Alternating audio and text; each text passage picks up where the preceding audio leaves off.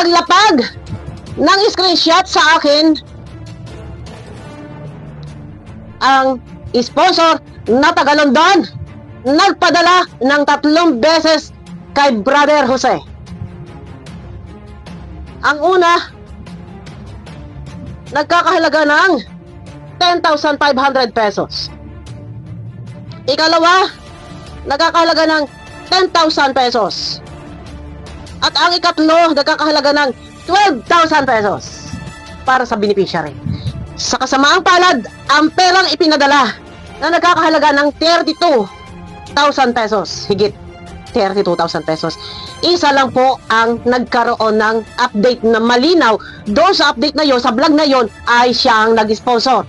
Isa lang po, yung 12,000 pesos. Pero, yung dalawang pinadala na 10,000 pesos, walang ini-update si Brother Jose para sa kanyang tinutulungan na malang ay nagkaroon po ng isang vlog. Nakatunayan doon ay mapapakinggan, maririnig na itong perang ito ay nanggaling kay ganito. Hindi po humihingi na ma-shoutout ang sponsor. Ang gusto lamang ng sponsor, malaman niya kung nakarating ng maluwalhati ang perang ipinadala niya para sa beneficiary. Mga kalingap, mga kadonis, komento lang tayo, komento. Sayang din naman. May oras pa naman at tayo ay may pupuntahan pa. Meron pa tayong commercial shooting at taping, no? Pero speaking of taping, dapat tinitape na rin pala natin itong bibig ni Brother Jose kasi wala nang matino na lumalabas sa kanyang bibig. Hindi niya masagot ng tama, hindi niya maipaliwanag ng maayos o maliwanag yung kanyang mga madidilim na nakaraan na ginagawa sa mga beneficiary at sponsors.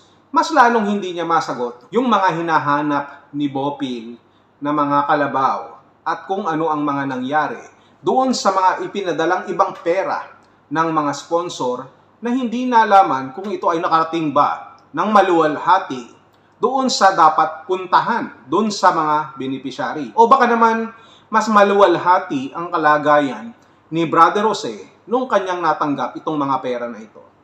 Pero lagi niya pinagmamalaki at sinasabi niya na, sabi niya pa nga daw sa sponsor na yung ibinibigay sa kanya ay ibigay na lang daw sa mga beneficiary. Na sinasabi niya na, wag na po sa akin, sa mga beneficiary na lang po. So, yun yung tinatawag po natin na pauna, no? Pauna lamang, ibig sabihin pinapadama lamang itong mga sponsor na ay grabe, hindi naman pala talaga swapang sa pera tong si Brother Jose sapagkat mas iniisip niya yung kalagayan ng mga beneficiary kaysa sa sarili niyang kapakanan. So, ibig sabihin, strategy lamang to para yung mga susunod na mga ibibigay pa kahit na mas malaki o kung ano man yan, halaga na yan, eh nandoon na agad yung nakapag-establish siya ng trust dito sa mga sponsor. At yung trust na yan, ang gagamitin niyang puhunan para sa kanyang sariling kapakanan.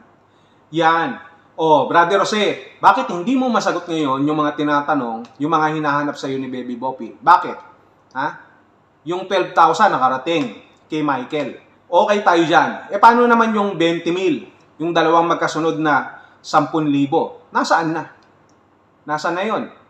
Meron ka bang resibo? Tapos kinukustyon mo pa na baka gawa-gawa lamang ni Baby Bopil yung mga pinakita niya sa screen. Duda ka pa. Pinapakita mong nagdududa ka pa na baka how will you verify the legitimacy of these screenshots dun sa mga pinakita ni Bopil na sinasabi ng sponsor na binasa pa sa'yo na aming napakinggan. At napakinggan din naman namin doon sa mga ibang detalye pa ng live ni Kuya Bal. So wala kang maipaliwanag at sinasabi mo na kailangan mo pang i-check, i-verify kung totoo nga, kung sino, kung ano yung mga pangalan, wherein yung sinasabi ni Bopil sa'yo, ang kailangan mong gawin. Mag-review ka lamang kung sino yung nagbigay sa'yo ng kama, na pambili ng kama. Pero hindi kami naniniwala na hindi mo alam. Siyempre, alam mo yan. Hindi pa pwedeng hindi mo alam. Kasi kapag sinabi mong hindi mo alam, ibig sabihin, marami kang sponsor na hindi mo matandaan kung sino doon yung ginulangan mo. Ganun ba? Kasi kung isa lang ginulangan mo dyan, no? Isa lang yung medyo inisahan mo dyan ng mga sponsor. So, isa, dalawa, tatlo, matatandaan mo pa eh. Pero kung hindi mo matandaan yan at kailangan mo pang mag-review, ibig sabihin marami sila. At yang marami sila ang ikinakatakot mo ngayon na isa-isang maglabasan. Di ba? Di ba? O, ngayon, ang sinasabi lang naman natin dito, kagaya na sinasabi ni Bopil na transparency. Dapat meron ka nun. Ano ba ang transparent na meron sa'yo? Ano, brief mo lang ang meron sa'yo? Mr. Joseph Sangyupsal, brief mo? Transparent? Kwento mo sa pagong. Aba, kung nagkataon pala na nagtatrabaho ka sa DPWH, malamang meron tayong mga ghost project. At ano ang proyekto mo, ang programa mo? Mga kalabaw? Dapat hindi kalabaw ang proyekto mo dahil nasisira ang legacy ng mga kalabaw. Na ating pong pambansang hayop, sinisira mo yung kanilang reputasyon sapagkat nakakabit sila sa pangalan mo. Dapat ang programa mo, ang iyong project, hindi kalabaw. Dapat buwaya. Self-explanatory lang yan kung bakit ko yan sinasabi, Brother Jose. Ngayon, kung sa tingin mo mali kami, patunayan mo, sagutin mo. Yung tinatanong sa'yo, hinahanap sa'yo ni Baby Bopil na mga video, mga update patungkol dito sa 10,000 at 10,000 pa, ilabas mo. Gumawa ka ng video. Ay, hindi ka pala makakagawa ng video kasi lalabas na kagagawa mo lang. Di ba? Gumawa ka ng dahilan na lang. No? Gawa ka ng dahilan. Sapagkat malilaw naman na kahit anong ilabas mong video dyan, hindi ka panipaniwala. Bakit? Kasi kung ngayon mo lang ilalabas dyan, ano ang nangyari ng mga nakalipas na panahon? Nasaan yung video na yun? Bakit ngayon lang lalabas? Di ba, Brother Jose? Yan. Hindi ka kasi marunong magsinungaling.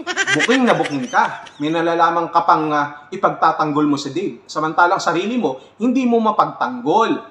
Ang tigas-tigas ng ulo mo, ipagtatanggol mo pa yung batang kargador. Samantalang kikita ka pala. Kaya pala, yun pala yun. Tapos may mga mag-sponsor din sa'yo, no? Na pinagtatanggol mo si Dave. Siyempre, susuportahan ka rin nila. Yan din na sinabi ni Kuya July, na hinahamon ka rin na patunayan mo na wala kang natatanggap sa kanila, na wala kang pakinabang, na puro pagtulong lamang, na puro pagtatanggol lamang ang gusto mong ibigay kay Dave, at wala kang hinihintay na kapalit. Pero hindi. Lahat yan may kapalit. Alam mo naman yun. Tapos sasabihin mo sa amin na kayo din naman kumikita, kayo din naman nagko-content. Ang pinagkaiba lang natin, yung content namin matino, nasa katwiran. Yung content mo naman, ang bano at sinto-sinto sapagkat hindi ka nakakapag-isip ng tama. Hindi mo alam kung ano ang mabuti sa masama. Di ba, Brother Jose? Brother ka pa naman, tapos yan ang sinasabi mo. Brother ka pa naman, tapos yan ang ginagawa mo. O, paano mo ngayon haharapin yung mga sponsor na maglalabasan? Ibig ba sabihin yan, lahat sila mali, ikaw lang ang tama? Parang kakaiba naman yun. Sapagkat ang pinag-uusapan natin dito ay hindi kung gaano kalaki yung halaga na ibinigay sa'yo. Ang pinag-uusapan natin dito ay kung gaano kalaki yung tiwala na ibinigay sa'yo. Yun yun. Sapagkat mayroon ding nagkomento sa atin na ayaw ko namang banggitin na. Sapagkat ito ay hindi naman kalakihan, pero yung tiwala na binibigay sa'yo, malaki. Kagaya nitong 2,000, may natatandaan ka ba? Para ibigay mo doon kay Lola Rufina, na lola ni Vina, nung kasalukuyan ginagawa yung bahay ni Vina. Ito ay pa-birthday sana, dun sa matanda, kay Lola.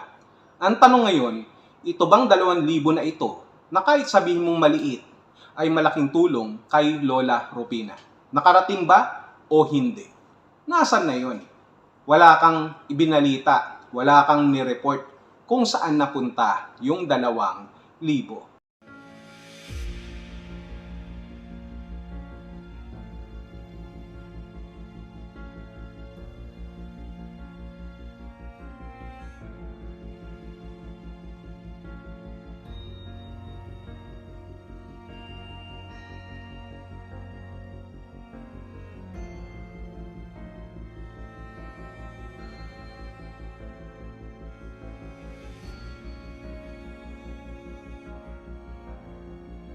Wala kang sinabi dun sa nag-abot. Wala ka rin sigurong ibinlad nung mga oras na yon. Hindi mo na siguro matandaan, lalo na kapag usapang pera, madalas kang makalimot, Brother Jose.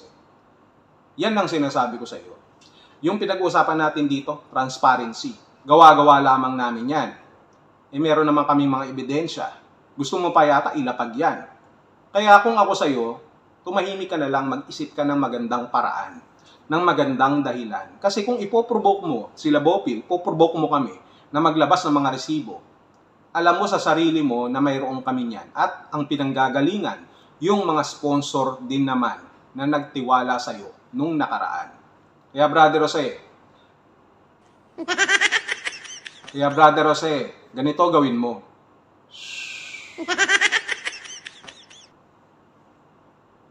Magsisi ka na hanggat may oras pa. Tantanan mo na si Dave sapagkat hindi ka malinis. Hindi ka malinis. Para protektahan mo si Dave at ibato mo yung dumi na nakikita mo sa ibang tao. Sapagkat yung pinupuna mo, mas malinis sa'yo.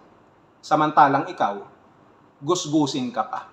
At balak ko pa nga, ipaalaga ka na lang kay Daddy Frankie. Sapagkat ikaw, ang dumi-dumi mo na, hindi ka naliligo at ang bantot-bantot mo na. Dahil marami kang tinatagong baho na ngayon ay sumisingaw na. Kaya panawagan dito kay Daddy Frankie. Daddy Frankie, baka naman pwede mong kunin na at ampunin mo na sa holding center nyo itong si Brother Jose. At baka sakaling magkaroon pa ng katinuan. Ano? Ano na?